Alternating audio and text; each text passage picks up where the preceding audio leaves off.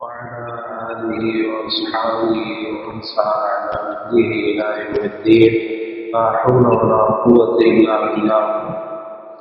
صحیح مسلم میں محدث امت فقیہ امت سیدنا ابو ہریرہ رضی اللہ تعالی عنہ وارضاہ سے روایت ہے، بیان فرماتے ہیں کہ میری پیغمبر جناب محمد رسول اللہ صلی اللہ تعالی علیہ وآلہ وسلم نے ارشاد فرمایا، دینار انفقته فی سبیل اللہ ودینار انفقته فی رقبته ودینار تصدقت به علی مسکین ودینار انفقته علی اہلک اعظمها اجرا الذی انفقته علی اہلک. ایک دینار وہ ہے جو تم نے اللہ کے راستے میں خرچ کیا، اور ایک دینار وہ ہے جو تم نے گردن آزاد کرنے میں خرچ کیا، اور ایک دینار وہ ہے جو تم نے کسی مسکین پر صدقہ کیا، اور ایک دینار وہ ہے جو تم نے اپنے گھر والوں پر خرچ کیا. ان میں اجر کے اعتبار سے سب سے بڑھ کر وہ ہے جو تم نے اپنے گھر والوں پر خرچ کیا.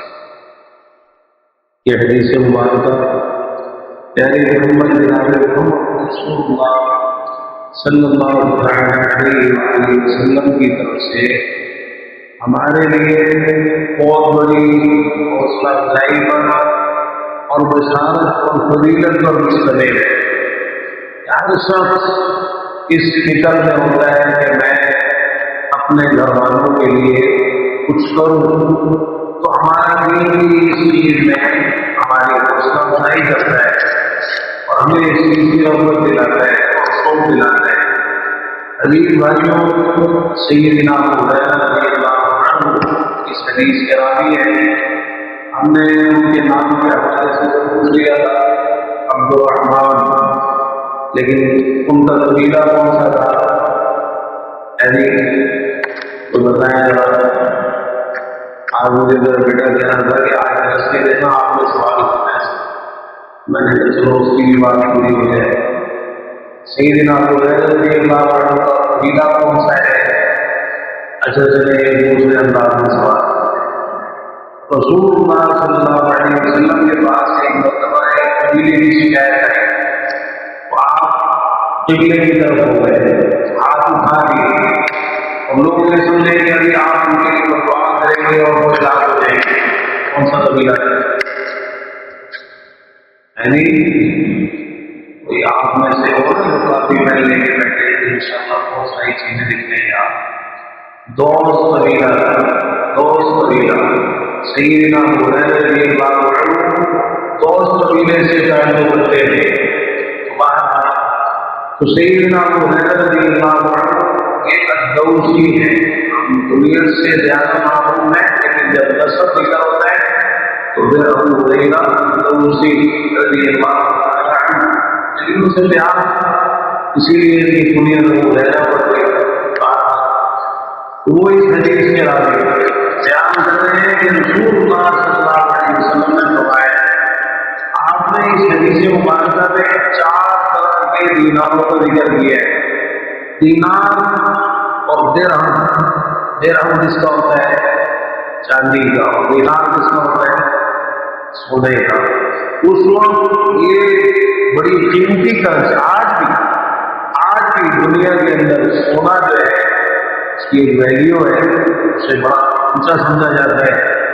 آپ نے یہاں انسان جو خرچ کرتا ہے، آج کے دور میں پیسہ ہو سکتا ہے، روپیہ پیسہ انسان خرچ کرتا ہے اس وقت کے درہم و دینار سے.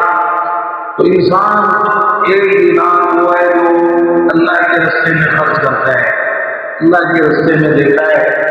فی سبیل اللہ کا جو اولین مصداق اور اس سے جو براہ راست دوسری مراد ہے وہ جہاد ہے. فی سبیل اللہ کہاں بھی آئے گا تو اس سے سب سے پہلے نمبر پر جہاد ہوا. پھر اس کے علاوہ اعلاء کلمت اللہ کے لیے جو بھی کوشش ہے وہ بھی فی سبیل اللہ ہے. اعلاء کلمت اللہ کے لیے بھی جہاد کا مقصد بھی اللہ کے کلمے کی سربلندی.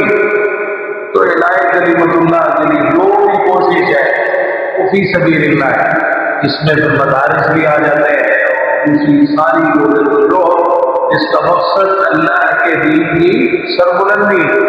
تو فرمائیں ایک دینار وہ ہے جو تم اللہ کے راستے میں خرچ کرتے ہو، دوسرا دینار وہ ہے جو تم نے گردن کو آزاد کرنے میں خرچ کیا، انفقتہ فی رقبۃ، گردن چھڑانا، آزاد کرنا، خود کو رقبۃ، قرآن مجید میں بھی اللہ تعالیٰ نے فرمایا، یعنی کسی غلام کو رہائی دلانا، کسی قیدی کو چھڑانا، کسی قیدی کو، کسی غلام کو رہائی دلانا، آزادی دلانا۔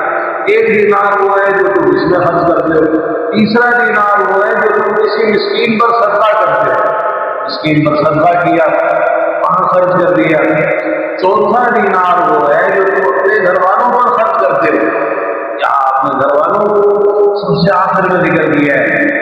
انسان ہو سکتا ہے کہ اس کے دل میں یہ ہو کہ بھئی میرے پاس جو بھی مال ہے میں اسے خرچ کر دوں اللہ کے راستے میں، مسکین پر، کسی بے گناہ کو چھڑانے میں، دیگر مسائل میں، وہ اپنے گھر والوں کو اتنی اہمیت نہ دے۔ آپ نے اس کو آخر میں ذکر کیا، لیکن کیا فرمایا؟ اعظمها اجرا، ان میں اجر کے اعتبار سے سب سے بڑھ کر کون سا ہے؟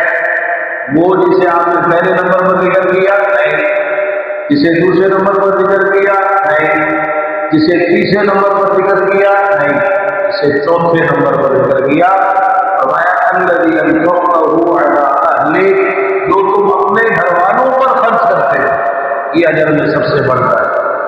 کیا سکھایا؟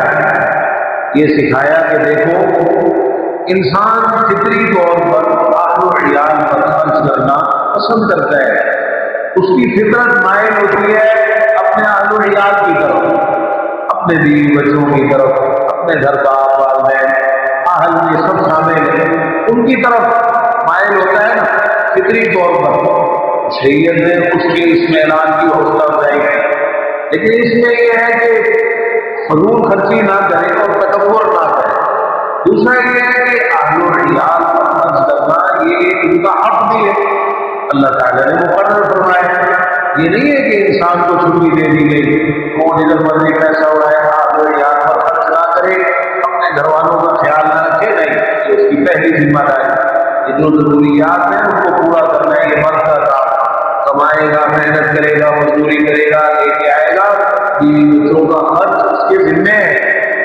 اور تیسری چیز یہ ہے کہ انسان جو خرچ کرے اس کو بوجھ سمجھ کے نہ خرچ کرے، بلکہ ثواب سمجھ کے خرچ کرے، اجر سمجھ کے خرچ کرے کہ بھئی یہ جو میرے اہل و عیال ہیں، یہ میرے بیوی بچے ہیں، میں اگر ان پر بھی خرچ کر رہا ہوں اس کو بوجھ نہ سمجھو بلکہ ثواب سمجھو، اجر سمجھو، میں اس کو اجر۔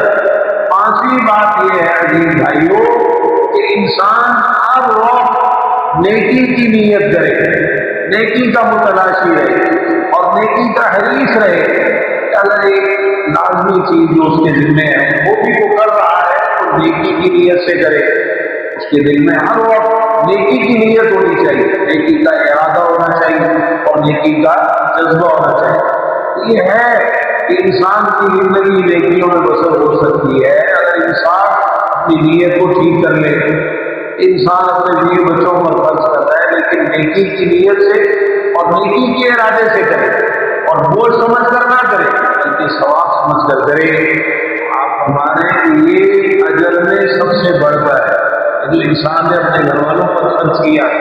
چھٹی بات یہاں بات شاعری میں یہ بھی ذکر فرمائی ہے کہ یہ خاص طور پر اس شخص کے لیے ہے کہ جس کے پاس اتنا مال نہیں، اتنی دولت نہیں ہے اس کے پاس، اب وہ کماتا ہے، محنت مزدوری کرتا ہے، تو ظاہر بات ہے کہ اس سے پہلے وہ بیوی بچوں کا خرچہ پورا کرے گا نا، دل میں ہے اس کے کہ میں اللہ کے راستے میں دوں، لیکن ہے نہیں اتنا اس کے پاس، کوئی بات نہیں، شریعت نے اس کی بھی حوصلہ افزائی کی ہے کہ اس کے پاس کم ہے، بیوی بچوں پر خرچ کر رہا ہے، پریشان نہ ہو، اللہ تعالیٰ اسی میں اس کو بڑا دے رہا ہے، یہ صدقہ بن جائے گا، اسی میں اللہ تعالیٰ اس کو بڑا اجر عطا فرما دے گا۔